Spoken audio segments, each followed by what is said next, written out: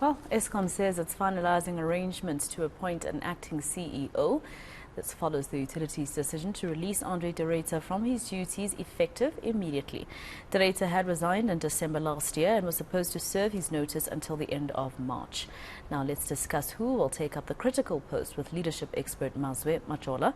Mr. Majola, thank you very much for your time here on eNCA. Now, obviously, when it comes to this immediate effect, departure of Andre de Ruyter, a lot of people would say that this was a political decision, that he was forced, possibly, etc.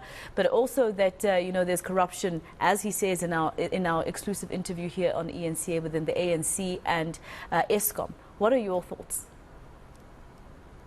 Well, it was both political and executive decision. I think the board made a very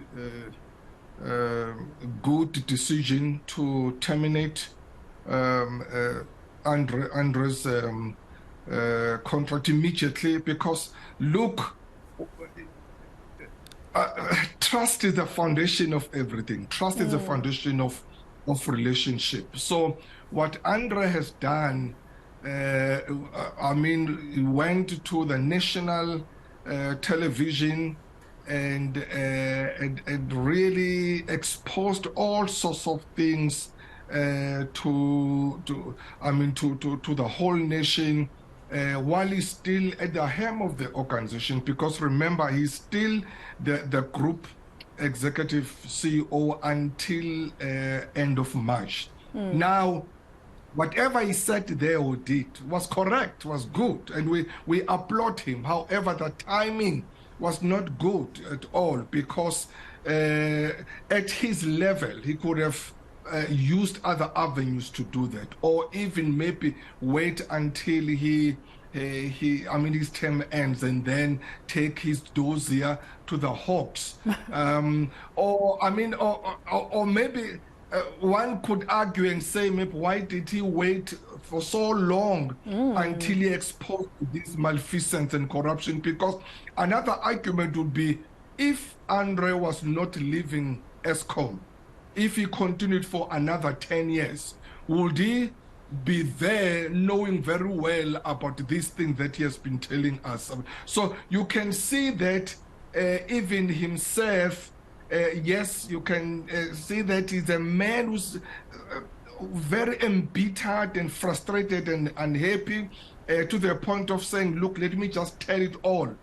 However, the timing and the space, I just feel that it was not good for the organization. So for him to be fired immediately, it was a good call, of the board, because he could not be there, attend meetings. There are certain sensitive issues that are discussed there after he had said what he had said, because he went there and then he insulted and exposed his employer nationally. Rightly or wrongly, as I'm saying, I'm not at the moment talking about whether what he said was correct or wrong.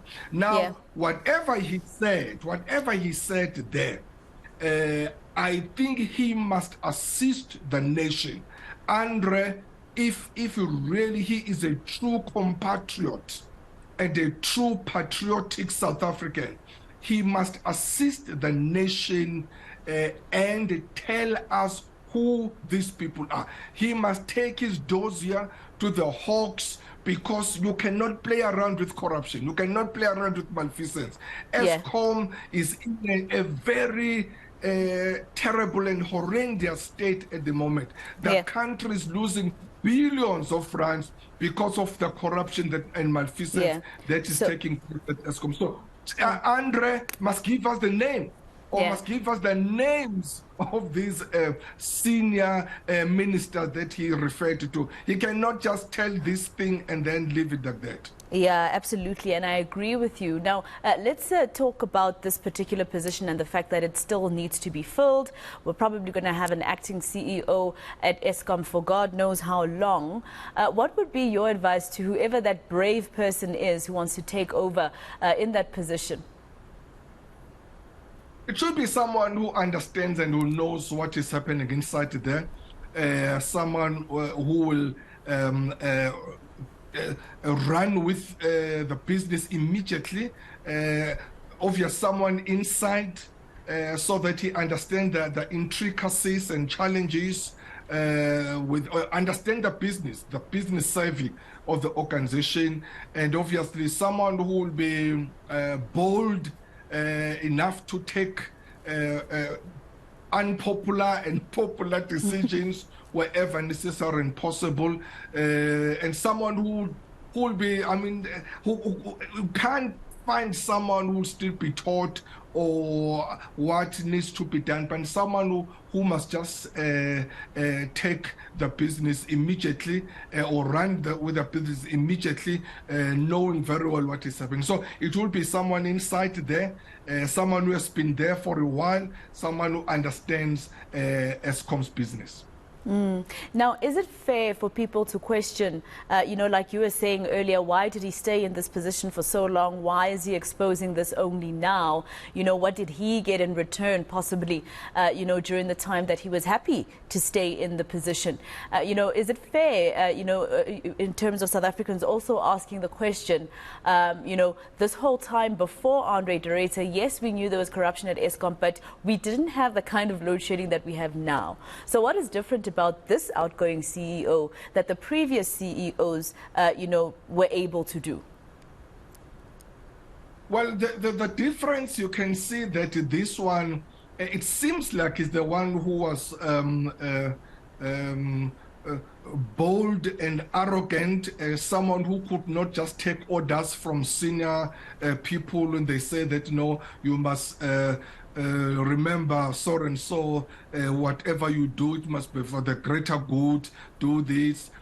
But you can see that it seems like he stood his ground, and you really the person who fought the corruption from within, because we know that he changed systems there. He did recoup some of the money that was wasted as a result of corruption. So probably he didn't understand the language of certain people inside them. And obviously that maybe frustrated him.